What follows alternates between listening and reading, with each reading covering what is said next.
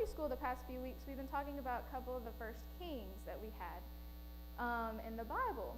So I kind of want to talk a little bit about that today. So I'll have a couple of questions. So we're going to mainly focus on Solomon. Now, Solomon, if he walked with God in faith, then he would lead his nation in faith. But if he turned away from God and worshipped idols, then he'll lead his nation in idol worship. So we have a little pyramid here. What would happen if I knock over this first domino here? Yeah, I help. You want to knock it over for me?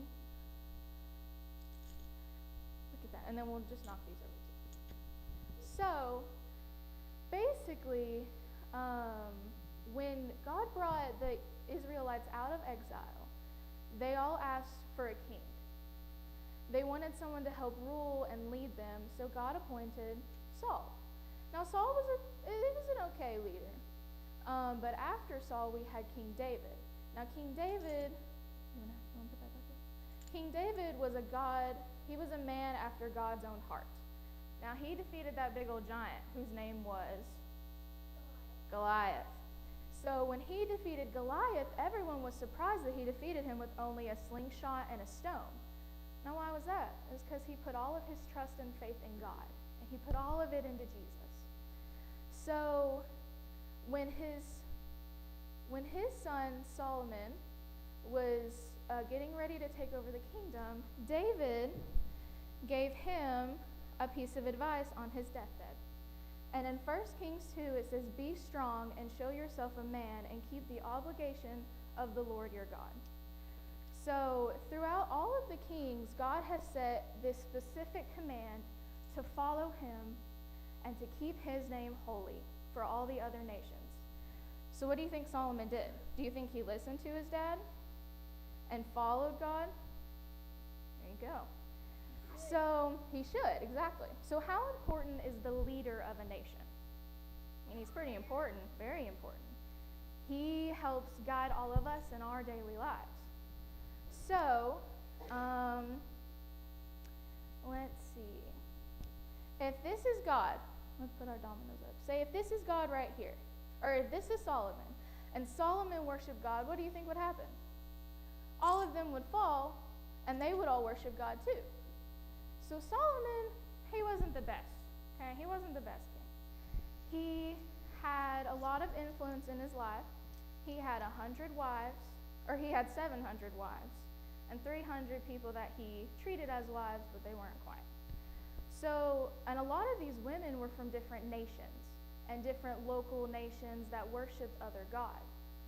Well, this didn't really make God happy, because these women influenced Solomon's heart, and it hardened his heart to the Lord. So Solomon started building these temples for idol worship for all of these gods of his fellow women that he worshipped, and he started worshiping the idols with Solomon worshipped them with his wives. So this made God very angry, and God decided that he was gonna tear the kingdom from Solomon's legacy. So let's see. Solomon died, and he before he dies, he appoints this guy named Jeroboam. And Jeroboam he helps lead the labor force of Israel. So God had a prophet. Let's see. In 1 Kings 11, 29, it says, "During the time the prophet Ahijah met Jeroboam as Jeroboam was heading out of Israel. Now Ahijah wrapped himself in a new cloak, and the two of them were alone in an open field. Then Ahijah took the new cloak and tore it into 12 pieces and said, 'Take 10 for yourself.' And this is God's prophecy that he will tear up the nations."